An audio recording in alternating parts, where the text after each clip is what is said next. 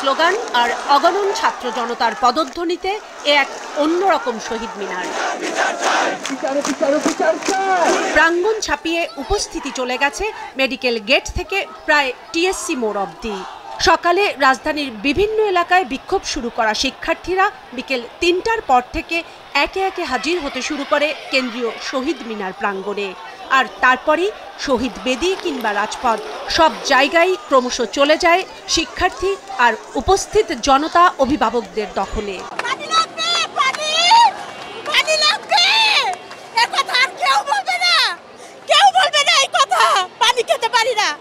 পানি খেতে গেলে মুখের কথা মনে পড়ে, বুকটা ভেঙে যায়। তার মার আর্তনাদ আপনারা শুনছেন?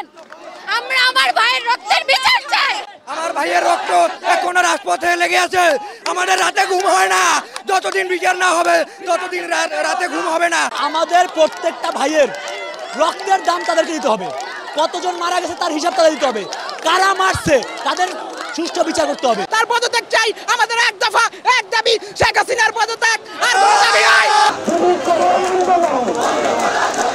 হত্যার বিচার ও গ্রেফতার হওয়া সতীর্থদের ছেড়ে দেওয়ার দাবি উঠে আসে স্লোগানে স্লোগানে। শেষ বিকেলে আসে দাবি আদায়ে আন্দোলনের আগামী কর্মসূচি। আমাদের এক দফাটি হলো শেখ হাসিনা সহ এই সরকারের পতন এবং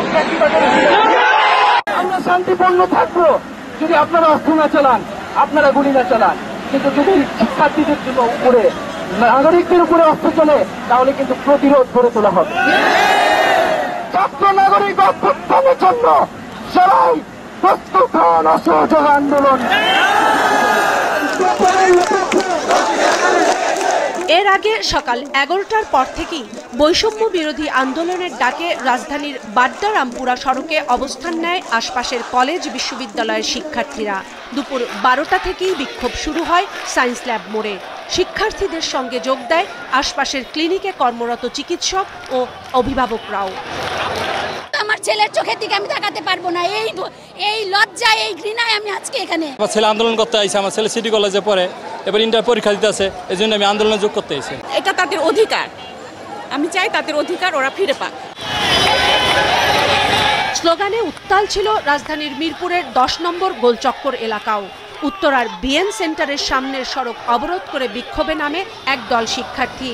বৈষম্য বিরোধী আন্দোলনের ডাকে সারা দেশে অসহযোগ কর্মসূচির ঘোষণা রয়েছে আগামীকাল। কাউসার সোহেলি, মাছরাঙ্গা সংবাদ, ঢাকা।